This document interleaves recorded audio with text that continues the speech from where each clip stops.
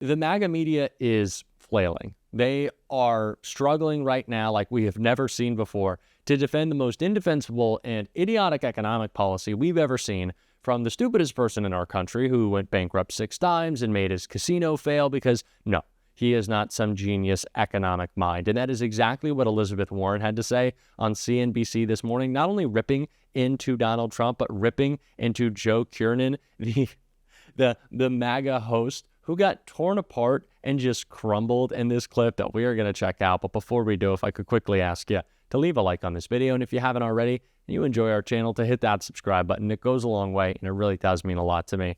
Now let's check out this full takedown by Elizabeth Warren. Let me just say what President Trump said yesterday to some of the Republicans. He talked about how he sees some rebel Republican who wants to grandstand.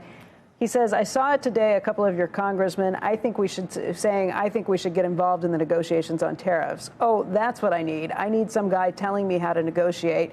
He says that this hurts his negotiation, as if this is a negotiation that tariffs will eventually go away. Yeah. What negotiations is Donald Trump engaging in? I want to see the receipts on that, because I'm sure not. What we're seeing right now is that he is creating economic chaos. And look, he has imposed enormous damage on our country. He has proven to all the rest of the world that so long as he is president of the United States, that the United States is an unreliable partner. He also is creating so much domestic chaos that it's going to be a long time before people are going to say, you know what, I am ready to build a factory that'll take me 20 years to recover the costs on. No one wants to invest if they think, okay, today the tariffs are here and my costs will be this, but tomorrow they will be entirely different, and the week after that they could be different again, and the week after that they could be different again. No one invests into that kind of chaos. Congress has a chance right now to step up and say, wait. What we have in this country is checks and balances. And when a president has gone too far out on a limb, Congress has not only the legal authority, but in my view, the responsibility to say, nope, we're reining that back in, because we all work together and all have a responsibility to support the American people and American businesses. Your point on the chaos is well made. We see that in the futures every morning with what we've been watching with the markets. But our trade and tariffs reporter points out this morning that there's an on-the-water clause that comes with this in the customs release that basically says this tariff isn't enacted until 12:01 a.m. on items that are then leaving the ports from those countries. So anything already on the water is not going to come in with a tariff. Those items will be coming in to the end of May without having a tariff on them. You said you've been hearing from businesses that are already raising prices on this. Are they gouging by raising prices before their own prices go up? Look, if they simply are passing along increased costs, that very much is a tax on the American people when they do that. But there are businesses that are already saying quite publicly, yep, they're worried, and so they're raising prices now. And this is actually one of my most serious concerns about the tariffs. Once everyone starts talking about price increases, and remember, this started last Friday with Jerome Powell saying that he's very concerned that we're going to see inflation. That is, costs are going to go up across the board for everything that consumers buy. That creates the environment for businesses to be able to say, oh, well, we'll just go ahead and increase our prices now. We will increase our prices more than the cost of the tariffs. And so you get the 1-2 punch of passing along costs from the tariffs, but also price gouging. You always say that you remember our last conversation. This is almost like part 2. Remember our last conversation about price gouging. So now you got another way to say that corporations are doing that. Well, but egg prices came down, inflation came down. It seems like the corporations only gouge when you say they're gouging, and then they're unable to at other times. So I know you don't want to listen to me on this, but listen to Jerome Powell on this. The example he gave on Friday was from the last time that Trump's tariffs went into effect. And he said there was a tariff on washing machines, No surprise, the price of washing machines went up.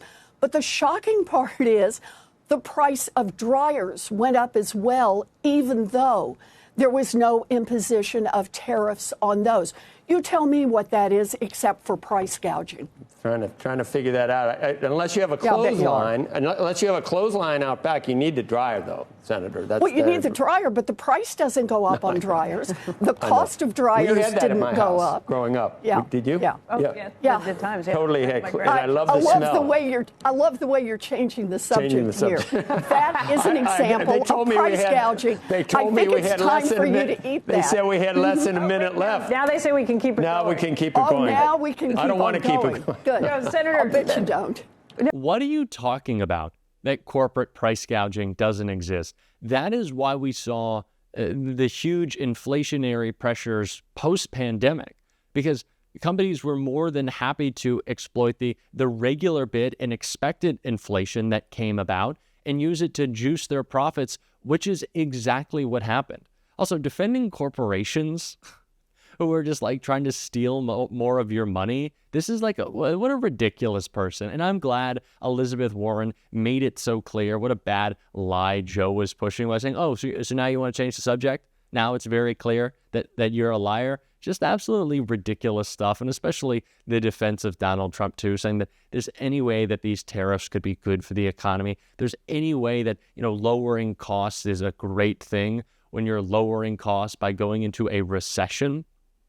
Do you know why gas is cheap? Do you know why cars are cheap, potentially? Because people aren't going to have any money soon, right? If you don't have a job, I don't know what the benefit of cheap groceries is. And, Donald Trump has been saying this a lot lately. Oh, this is a great economy to buy. It's a great economy to buy things. Yeah, if you got billions of dollars in cash saved up because you're a giant corporation, but not if you're someone who's living paycheck to paycheck and just lost their job because we have a moron in the White House. These people are ridiculous. I am so tired of hearing from them. I'm also surprised that this conversation on tariffs has become the stupidest thing our government is doing, because we still have DOGE, who is being more and more incompetent every day somehow. And Rachel Maddow called that out in a blistering takedown right here. Trump fired the rangers at this manatee refuge. But now, quote, after public outcry and 2 court orders, the Rangers are back on the job. This is such a stupid way to run a government, right? Random individual disasters manage somehow to get enough attention to often get protested, and then the Trump people find they can't really defend them, and so those things then get partially restored or maybe not really restored, but they say they'll fix them, and they hope people stop complaining. But meanwhile, while people are scrambling to try to fix that mistake they made, these guys are destroying 10, 100, 1,000, 10,000 other things all the time. It is a terrible, absolutely ridiculous way to run a government, especially under the name of efficiency, right? I mean, how can it be that the reason we still have people on the job today storing and transporting our nuclear weapons is not because Donald Trump didn't fire them, because he did, but only because, just our luck, the right people found out that he had fired them and made a big enough ruckus about it in time so some of them could be hired back. That is the reason we now have people on the job keeping our nuclear weapons from prematurely exploding. That's the system now. That's how we're running it. And it's incredibly stupid. But the big problem with that being our system right now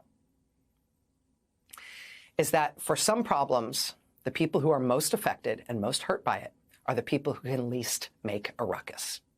The people who have the least opportunity to see what's wrong, complain about it in a way that is big enough that it's going to get noticed and their complaints are going to be taken seriously. And so somebody's going to do something about it and maybe it'll get reversed. The people who are going to be hurt the most grievously are the people who are least capable of raising a ruckus about what's being done to them.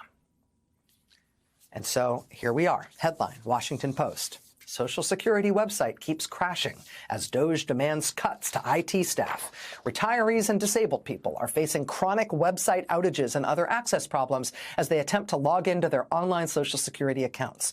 The website has crashed repeatedly in recent weeks, with outages lasting anywhere from 20 minutes to almost a day.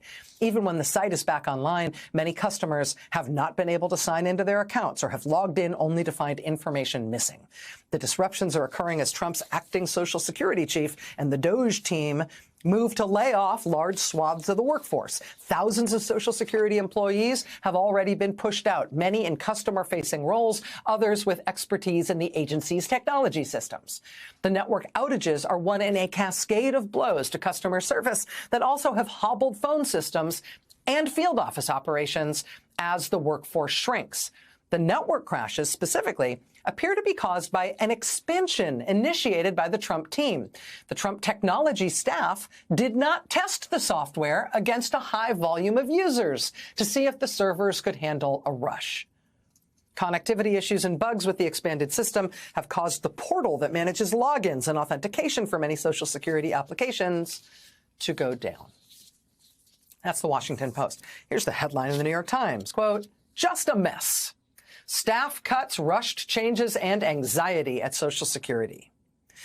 President Trump promised not to touch Social Security, but as Elon Musk's team trims staff and plans that's doing a lot of work there. Trims staff and plans cuts to phone services, the system is groaning under the pressure. And here's the lead, quote, "The line started forming outside the Social Security office in suburban Glendale, Arizona, not long after sunrise. Dozens of retirees and people with disabilities shuffling papers, some leaning on walkers, all anxious to know whether Trump's government overhaul had put their safety nets at risk. When 9 a.m. came, an employee emerged from the building with flyers, asking the crowd to come back once they had scheduled an appointment. One woman yelled, 'I've called for days.' Another said, 'We came from a long ways away.' Still another let everyone know they had been handed a load of bunk, though she used a more colorful term. Quote, "On April 14th, the Social Security Agency plans to largely phase out phone services for people filing for retirement and survivor benefits or changing their direct deposit information, forcing them to file online or come into the office. Staffing levels at the Social Security Administration were already at 50-year lows, and the departure of so many workers who answered phones and worked field office counters has led to longer lines and phone waits." Teresa Boswell, whose vote for Mr. Trump in November helped flip Arizona, but who found herself fuming outside the Social Security office in Glendale last week, unable to sign up for $1,200 in monthly benefits after she retired from her job processing legal papers, told the Times, quote, "I didn't know he was going to pull this." She told the Times, quote, "This is a joke." It's not a joke. It's the destruction of one of the core moral and practical functions of the United States government. It is a government of incompetence. That is really the theme of the Trump administration. Certainly there's the evil that's present, but it's also the incompetence. And it is just staggering. But we are calling it out every single day. And if you want to support that, as always, you can hit that subscribe button, leave a like on this video. And if you stuck around to the end, you can drop a blue heart in the comments. And until next time, I'll see you soon.